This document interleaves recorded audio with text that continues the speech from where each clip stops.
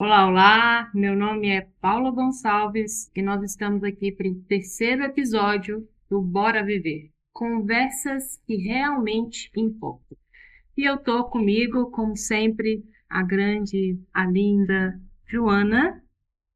Olá a todos, meu nome é Joana, sou psicóloga, também fundadora do Instituto Freudiano. Estamos aqui no podcast Bora Viver, conversas que realmente valem a pena. Hoje, no nosso episódio de Conversas que realmente importam, nós vamos falar sobre um tema que a gente deixou um pequeno spoiler no episódio anterior, que é sobre a insegurança.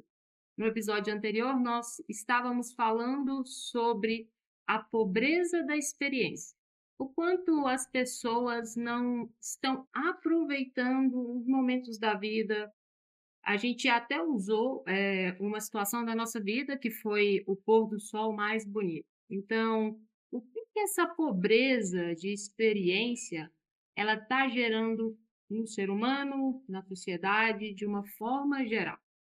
Nós acreditamos que eles estão gerando uma insegurança. Joana, o que que você consegue perceber que essa insegurança ela pode estar trazendo, às vezes, até mesmo de prejuízo para a sociedade? Como você vê a insegurança hoje presente no nosso mundo? Paula, a insegurança, a meu ver, ela traz vários impactos na nossa saúde, nas relações de uma forma geral, no trabalho e também na sociedade. A insegurança tem a ver com essa condição que a pessoa atribui a si de fazer algo, de executar seus projetos, de viver a própria vida. A pessoa passa por incertezas, por dúvidas da sua capacidade, e isso impacta, porque ela não se permite viver. E aí a gente vive um círculo vicioso. Ao não viver a experiência, experienciar, saborear aquilo que a vida nos oferece. E a vida, como nós sabemos, ela oferece tanto atribuições, dificuldades, circunstâncias difíceis, mas ela também produz e gera em nós alegria, prazer. Então, a capacidade de viver essa experiência deixa a gente mais confiante, mais seguro. Então, essa insegurança, onde a pessoa não se permite viver, faz com que também ela se sinta incapaz em vários momentos. E aí a gente vira um círculo. Por não viver a experiência, eu me sinto inseguro. Por me sentir-se inseguro, eu não vivo a experiência. E aí a gente fica nesse círculo que não sai do lugar. Uhum. E você acredita que essa insegurança ela também pode estar ligada na incapacidade que o sujeito tem de se conhecer, de saber quem ele é, de saber o por que ele está aqui no mundo, qual é o seu propósito. Você acha que essas coisas elas podem estar interligadas? Sem dúvida. A meu ver, assim, além da condição de experienciar, de viver, à medida que eu não sei quem eu sou, à medida que eu não vejo o meu valor, a minha capacidade, onde eu tenho prejuízo na autoestima, no autoconceito, que são coisas diferentes. A autoestima tem a ver com a forma como eu me avalio e gosto de mim. O autoconceito tem a ver como eu me avalio e sou capaz de executar algo. Então, à medida que nós não sabemos quem somos, isso gera também muita insegurança. Então, é importante esse autoconhecimento. É importante eu ter clareza de quem eu sou. Eu não tenho dúvida que hoje as pessoas acabam atribuindo à condição humana muitas fantasias, muitas mentalidades. Nós construímos, nós criamos algumas mentalidades ou crenças, onde a gente pode tudo. Então, reconhecer quem eu sou implica que eu veja o meu potencial, mas também que eu veja que não, eu tenho grau de limitação. E Uhum. isso é real, isso é importante ser percebido. Achei interessante quando você traz sobre a questão da fantasia e do mundo. A gente sabe que hoje as pessoas acreditam, o que eu penso não ser uma realidade, que o mundo é o espelho do nosso celular, que o mundo ele vai estar sempre ali naquela tela. E essa tela, cada vez mais, ela está ensinando as pessoas que todo mundo é perfeito, que a vida de todo mundo é maravilhosa, não tem problema, que não tem trabalho, que não dá trabalho ser feliz. Então, o mundo, cada vez mais acelerado, cada vez mais como um reflexo dessa tela, ele pede para que nós tentamos nos avaliar, nos reavaliar. Só que a sensação que eu tenho é que está existindo um buraco entre eu me avaliar e me modificar dentro daquilo que é a minha régua, do meu padrão, com aquilo que eu vejo na rede social. Paula, eu vejo que assim, não temos como não ter um grau de comparação, porque a nossa identidade ela é formada por identificações. A gente identifica com as nossas primeiras relações, com nossos pais, com quem nós convivemos. Porque eu acredito que hoje essa comparação ela tem ocorrido de modo maciço e ela tem um viés, ela tem um ponto que ela puxa, que eu acredito que é uma comparação por um lado de positivismo tóxico, onde o outro é capaz de tudo. Então, o parâmetro dessa comparação é uma comparação que eu acredito fora de uma realidade. As pessoas pegam um pequeno recorte, como nós já falamos aqui, um pequeno recorte da vida de alguém, e ela toma como se aquilo fosse a vida de alguém. Então, perceber os bastidores da vida. Muitas vezes as pessoas postam, né? E hoje o celular, o Instagram, ele tem sido modos de veicular informações, de veicular quem as pessoas são, de E veicular. desinformação também. Claro, apesar de vincular muita informação, também traz essa informação. Então, esse viés, ele proporciona isso, com que a pessoa tenha um pequeno recorte da vida, onde a pessoa posta sucesso, bem-estar, alegria constante. E essa não é a vida total. A gente tem essas partes na vida e é muito bom a gente usufruir. É muito bom a gente experienciar esses momentos de alegria, de conquistas, que fazem parte da vida. Mas também faz parte da vida o trabalho, as dificuldades, as tribulações que a vida nos oferece. Então, eu vejo que esse viés tem sido um ponto de comparação e que traz muito prejuízo para a pessoa, porque ela cria essa mentalidade de onipotência, onisciência, onipresença, que é totalmente fora da realidade, né? Essas atribuições que eu falei aqui, elas são consideradas da figura de Deus, né? A onipresença, quer dizer, Deus, quem acredita, está presente em todos os lugares. É onisciente, quer dizer, ele tem conhecimento de tudo sobre a face da terra, todas as informações, né? E onipotente, ele pode tudo. Só que nós, na condição humana, nós não somos esse Deus. Nós podemos muito, não tenho dúvida. Nós podemos estar presente em muitos lugares. Nós podemos adquirir muito conhecimento e também produzir conhecimento. Mas não é a totalidade. Então, é esse viés que eu penso que ele é prejudicial e muitas vezes, perigoso para a nossa condição de saúde, para a nossa condição de relacionamento. Você falando sobre o sujeito querer ser perfeito, né? E você também trouxe sobre uma aceleração.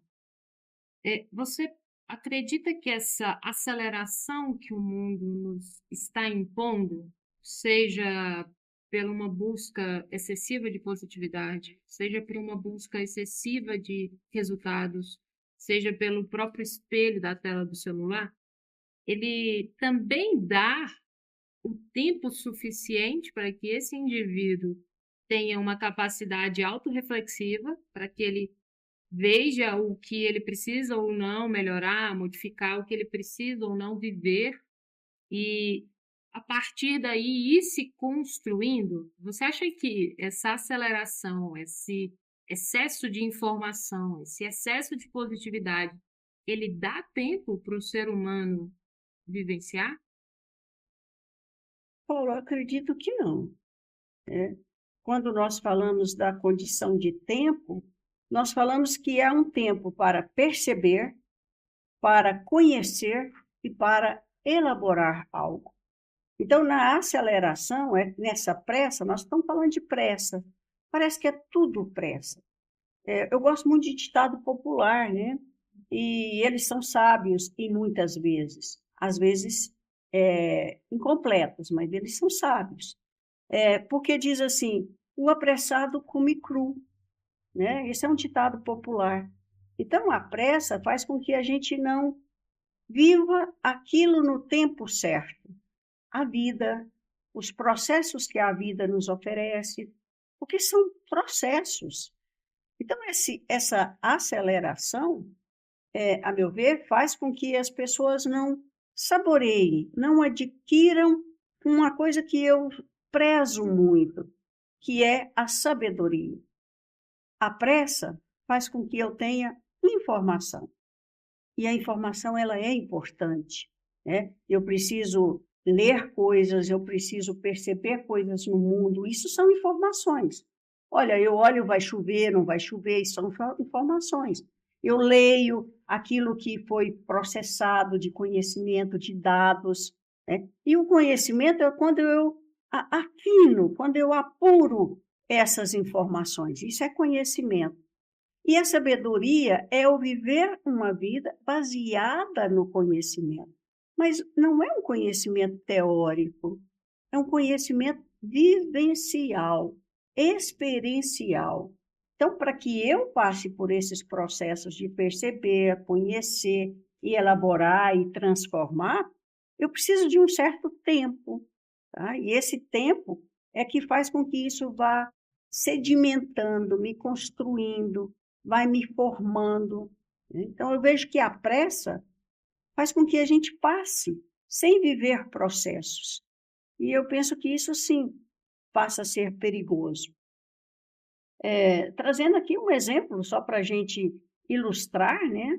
Eu trabalho muito com luto e a gente observa hoje que há uma certa intolerância de algumas pessoas em viver o próprio luto ou de acompanhar alguém que esteja com luto. É como se estivesse um prazo, uma régua, né? Você tem tantos dias para passar por esse processo. E eu penso que isso é perigoso, porque nós desconsideramos uma coisa que é essencial para que a gente tenha uma condição de saúde, que é a particularidade, é a singularidade. Cada pessoa vai passar por um processo no seu tempo, no seu modo. Então, essa pressa faz com que a gente padronize. É como se a gente tivesse um padrão, sabe? Todos têm que passar pelo processo de luta em 21 dias. Com 21 dias, você cria um hábito. É uma informação que não é verdadeira. Então, por isso, a gente precisa ter claro isso. O diferenciar informação de conhecimento e de conhecimento de sabedoria. Então, o tempo, ele é, sim, uma variável importantíssima para a gente passar e viver esses processos.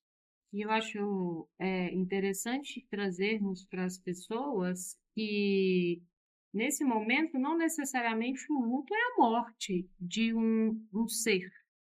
Pode ser o luto de um emprego e as pessoas não tolerarem esse momento. Pode ser o luto de um diagnóstico e as pessoas não tolerarem isso. Mas tem uma outra forma da gente trazer uma visualização para o público, que é, antigamente, quando a Fátima Bernardes apresentava aquele programa na parte da manhã, Encontra-nos. Ela tinha um quadro onde ela trazia uma nuvem de palavras, que era várias palavras construindo uma imagem. Eu acredito que aquilo pode ser informação, várias questões, excessos. E a sabedoria é quando você pega uma daquelas palavras e a conhece. Uhum, Então, você vai retirando aquele excesso. uhum. Informações, um aglomerado. E a sabedoria, um pedaço daquele aglomerado. Uma especificidade, um ponto comum, né? Uhum. E esse excesso, ele pode estar trazendo para nós também dois pontos que eu vejo. Uma falsa responsabilização, porque eu não consigo perceber de todo mundo essa responsabilização real, mas ela também traz um excesso de eu tenho que postar, eu tenho que mostrar, eu tenho que ter o corpo perfeito, eu tenho que ter a vida perfeita. E isso também gera um excesso, porque as pessoas esquecem de voltar para o ponto anterior, que é, em vez de eu tenho que fazer, é, eu posso viver, eu posso experienciar. Isso também passa por você, te incomoda? Você vê isso no dia a dia da nossa clínica, da sua clínica, do seu consultório? Não tenho dúvida, Paulo, e isso é muito presente no consultório, nas pessoas que eu atendo, que eu acompanho, também nas pessoas com as quais eu convivo. Nós chamamos, né, de imperativo. O que é um imperativo? É essa exigência sem trégua e de uma forma severa de que eu tenho que ser perfeita, eu tenho que conseguir ser a melhor mãe, eu tenho que conseguir ser uma profissional o tempo todo com qualidade. Então, essa exigência, esse imperativo, faz com que as pessoas criem, né, essa ideia falsificada de que é possível tudo ao mesmo tempo. Eu não tenho dúvida, e eu faço sempre uma diferenciação, é que a busca da excelência, ela é, ela é importante, ela é louvável, ela é necessária até. Então, eu busco a excelência a cada dia. Quando eu estudo para que eu seja uma profissional melhor, a cada dia, quando eu me autoconheço para que eu tenha relacionamentos melhores. Então, a busca da excelência, ela é necessária. A busca da excelência é eu querer ser melhor a cada dia. Mas a régua de parâmetro sou eu mesmo. A regra de parâmetro é eu sou melhor profissional do que eu era há 30 anos atrás, há 40 anos, que é quase 40 anos que eu sou psicóloga. Né? Eu sou melhor hoje. Então, e posso ser melhor amanhã. Eu sou melhor esposa hoje do que há algum tempo atrás, há 10 anos atrás. Né? Então, isso é a busca da excelência. Só que as pessoas confundem aquilo que eu disse, que é a comparação com o outro, e elas também confundem a busca da excelência como a busca da perfeição. Tem que ser perfeito. A perfeição é a completude, é um excesso de exigência que ela é fora da realidade. É claro que, por mais que eu busque ser melhor, a gente pode ter, em alguns momentos, mesmo que não seja desejo, falhas. E é a partir daí que eu melhoro amanhã, que eu reconheço que eu posso melhorar.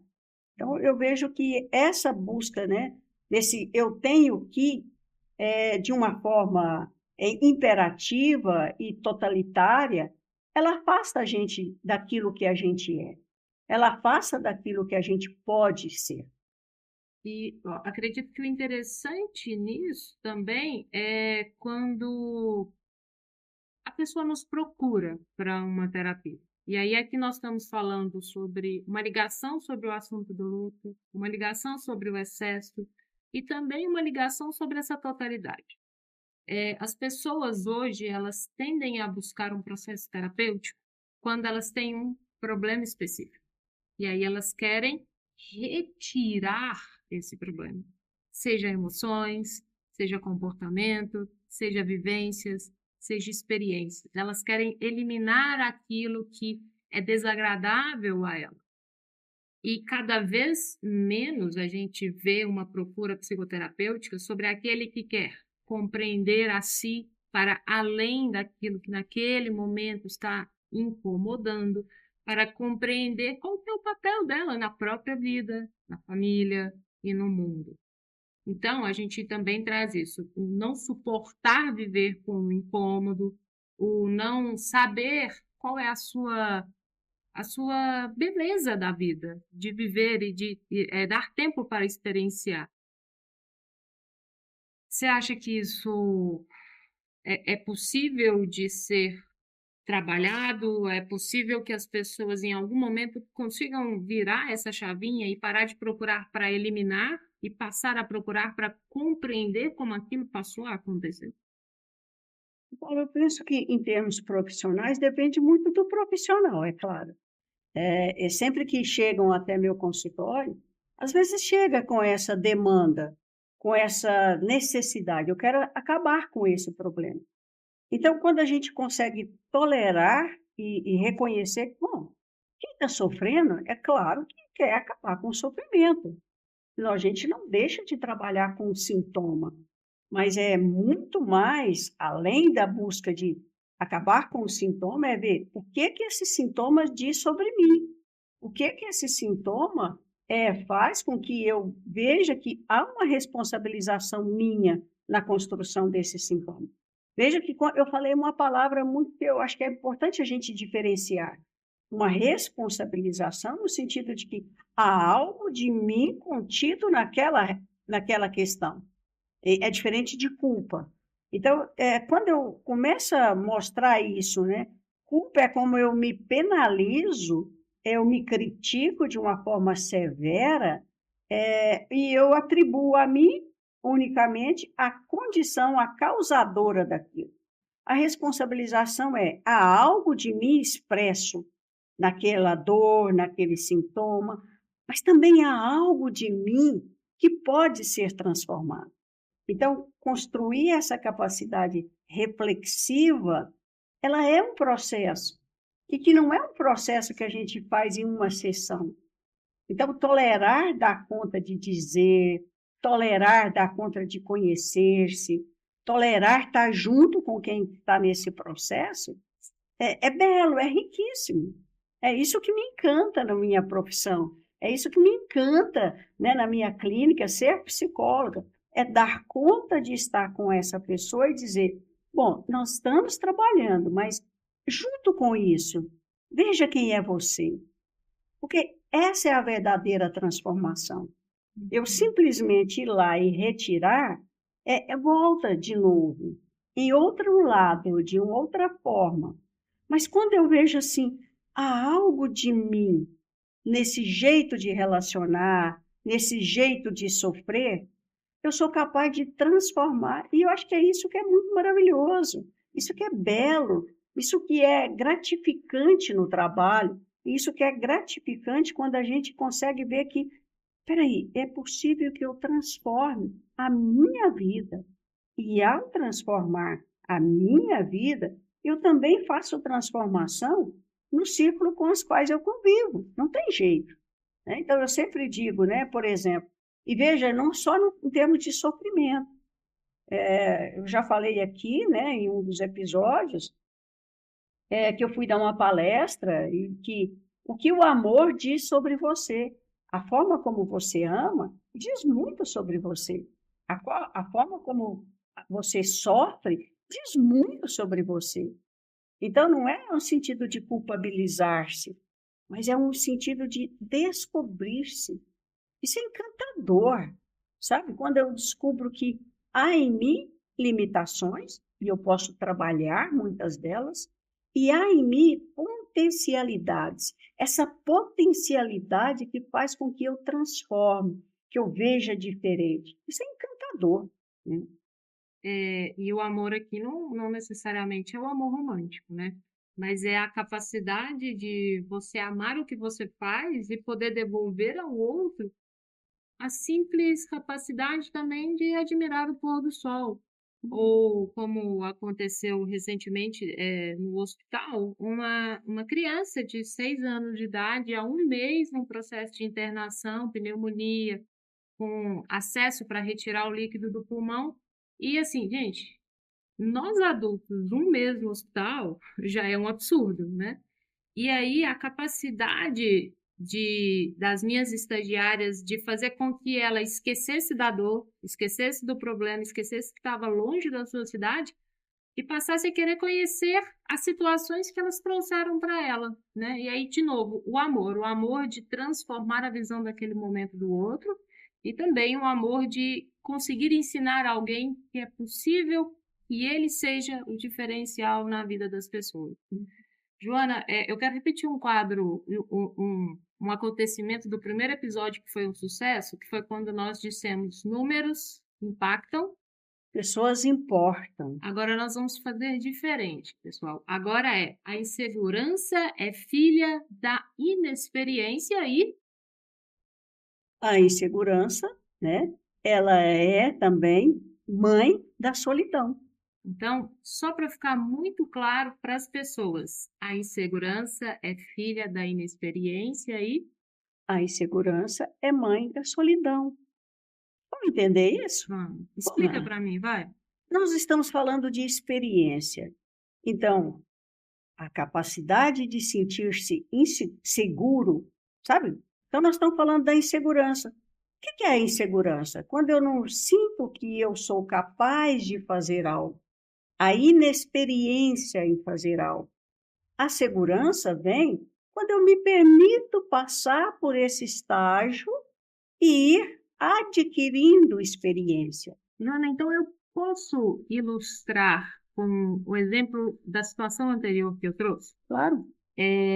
Por exemplo, se essas estagiárias elas não tivessem seguras do que elas estão fazendo, se elas não tivessem adquirido a experiência ao longo do semestre e ao longo da sua formação, talvez elas não teriam desempenhado a função de conseguir trazer um momento diferente para essa criança naquele local. Então, nesse momento, a experiência ela trouxe segurança para essas crianças. E por que ela é mãe da solidão? Ela é mãe da solidão no seguinte sentido, de que a partir do momento que essa criança ela teve alguém que a olhou, alguém que trouxe significado para a vida dela, disse que eu te enxergo, eu consigo ver o seu sofrimento, apesar de não ter total dimensão dele. Aqui, nesse momento, elas trouxeram vida para aquela família. Então, apesar de estar lá há tanto tempo, há um mês no hospital, naquele momento a solidão diminuiu um pouco. Sem dúvida. E você está trazendo uma característica da que a gente chama de intersubjetividade, que é do outro, mas também com a própria pessoa. Vamos pensar, Paulo, olha, a insegurança é filha da inexperiência. Se eu não me deixo passar por um processo de ir me tornando profissional, de ir me tornando mãe, né? Eu não passei por um processo, eu não fui me preparando. Então, a segurança, ela vem a partir de um preparo. Quando eu me permito viver um processo. Quando eu comecei a dar palestras, né? É claro que eu me preparava, eu fazia um roteiro, eu treinava, né? Mas isso não tinha como não viver um grau de ansiedade, né? De um grau de insegurança. Eu preparei, mas eu me permiti praticar. Então, é preparar e praticar. Uma mãe vai sabendo quando o filho chora porque ele está com fome, quando ele chora porque ele está com dor, a partir dessa prática. Então, a insegurança é filha da inexperiência, porque a pessoa precisa permitir experienciar e praticar. Agora, no campo pessoal também da solidão, porque veja, quando eu tenho projetos, eu tenho a segurança em executar alguns projetos, em ser eu mesma, esse é um ponto importante. Gera solidão porque eu me afasto do outro, porque se eu me sinto como esse imperativo de ser perfeito, esse imperativo de dar conta de tudo, e quando eu não executo da forma como eu imagino que é a completude, Isso me faz o quê? Sentir-se um fracassado. Então, enquanto um fracassado, eu tenho uma alteração na minha autoestima, no meu autoconceito. Então, eu me afasto das pessoas, eu não sou capaz de dizer que eu amo, eu não sou capaz de expressar o meu amor, eu tenho insegurança, porque como que eu vou falar que eu amo essa pessoa? Se ela pode olhar para mim com os olhos que eu me olho, de uma crítica, de uma severidade. Então, ela gera um afastamento do outro, né? Então, gera insegurança porque eu não sou perfeito, então eu não mereço, eu não sou capaz de amar, né? Então, todos os meus projetos, eles vão ficando arquivados, né? E essa é uma outra manifestação que a gente vai tendo na sociedade, onde a gente vai vendo pessoas que estão cada vez mais afastadas de si próprias. Elas estão apartadas de si próprias. Elas não sabem quem elas são, elas não sabem do potencial. Isso também gera solidão, não só do outro, mas de si próprio. Eu passo a ser afastado de mim, eu passo a estar longe de mim, apartado de mim, dos meus valores, da minha potencialidade, das minhas dificuldades. Então, eu estou sentindo só. E é muito interessante você trazer isso sobre você não estar com você mesmo, porque a gente está caminhando para o fim. E eu acredito que uma das funções, né, da nossa conversa, além de trazer conhecimento e sabedoria, muito mais do que uma informação, é também trazer a oportunidade das pessoas refletirem as suas vidas e, a partir do que a gente fala, criar essa mudança. Então, eu vou te dizer o que eu vejo como uma solução para esse excesso, para essa positividade tóxica, para essa falsa responsabilização, para tudo que nós conversamos aqui. E eu gostaria também depois que você trouxesse como você vê uma saída para que a pessoa não esteja totalmente alienada, né? E é muito interessante porque a opção que eu trago aqui é uma opção que eu venho cultivando há um tempo, né? Eu, em fevereiro, comecei uma regra pessoal que é celular após as 8 horas, trava. Então, eu vou me retirando desse mundo que, às vezes, está cada vez mais me acelerando.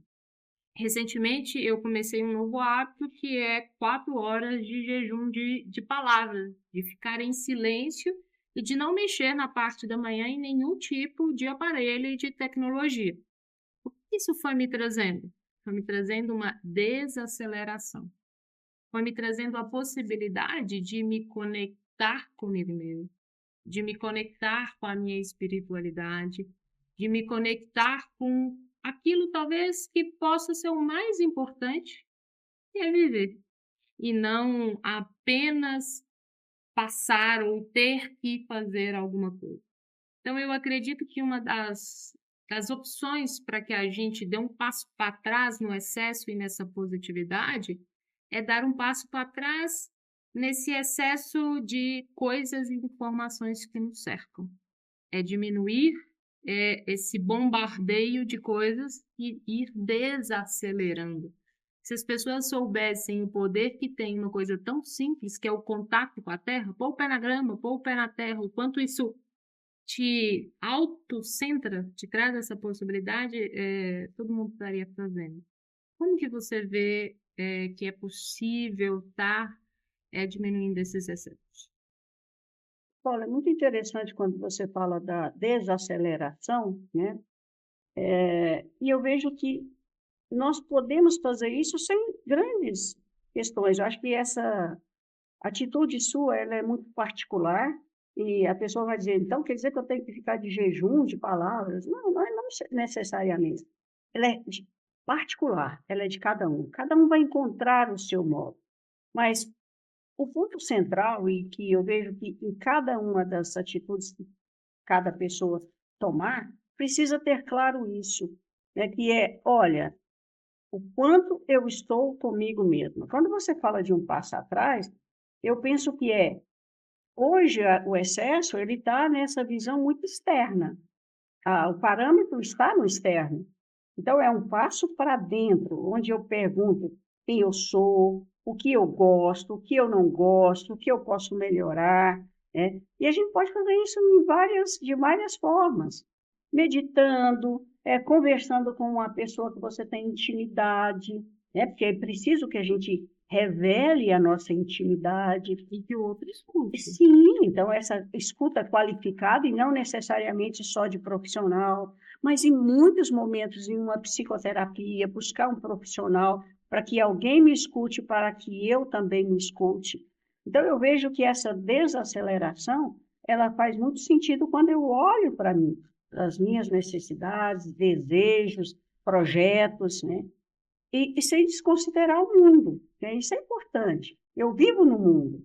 Eu vivo hoje no século XXI, não tem como. Não tem como você falando da questão da tecnologia, você trabalha com isso. Você faz aí um tempo, mas existe um mundo, a gente não pode negá-lo, né?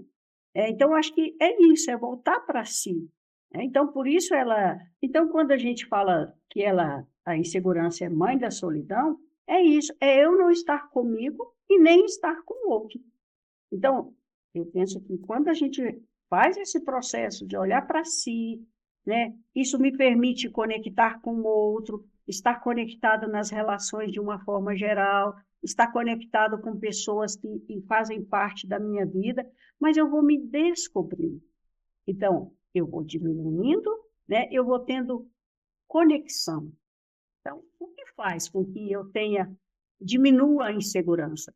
Permita conexão. Primeiro com você, depois com o outro. Isso faz toda a diferença. Né? Um outro ponto, quando você fala, né, de solução, eu vejo, olha, nós podemos sim, em muitos momentos, buscar formas de estarmos mais leves na vida, de viver uma vida que é o que a gente está dizendo aqui, que importa, que faça sentido. Então, quando nós permitimos, né, a reconhecer quem nós somos, os nossos valores, a experienciar, né, eu vejo que isso é muito importante. Quando eu começo a ter amor próprio. O que eu vejo hoje são pessoas que têm pouco apreço por si mesmas, não conhecem o que elas são capazes de fazer. Então, eu acredito que isso possa ajudar bastante. Né? Então, pessoal, acredito que o mais importante e interessante é cada um experienciar o seu modo, encontrar o seu jeito para que então a vida possa valer a pena, para que a vida seja algo importante para você. E então nós encerramos hoje o nosso episódio deixando essa pílulazinha de sabedoria. Existem várias opções, existem várias soluções, mas a melhor de todas é aquela que cabe no seu modo de ver, no seu modo de experienciar, no seu modo de fazer a vida valer a pena. Joana, muito obrigada por poder estar aqui mais uma vez, dividindo com você esse espaço de troca, esse espaço de comunicação que eu acredito que faz parte da nossa missão, comunicar o que realmente importa. Obrigada, Paula. Obrigada a vocês que ficaram até aqui. E eu penso que essa pílula, né, ela tem a ver com essa grande sacada que é aquilo que eu sou, eu posso viver da melhor forma possível. A segurança, ela se constrói a partir do momento que gera confiança em si, no mundo. Né? A vida passa a valer a pena quando ela tem uma leveza. Né? Eu costumo dizer muito isso com os meus pacientes. Seja generoso com você mesmo. E ser generoso não é ser mole, né? Não, mas também é assim, essa sou eu inteira. Né? Essa sou eu inteira. E aí a vida vale a pena ser vivida. Então, muito obrigada, Paula, obrigada a vocês. E nós encerramos, então, esse episódio e com a questão, bora viver a vida que vale a pena ser vivida.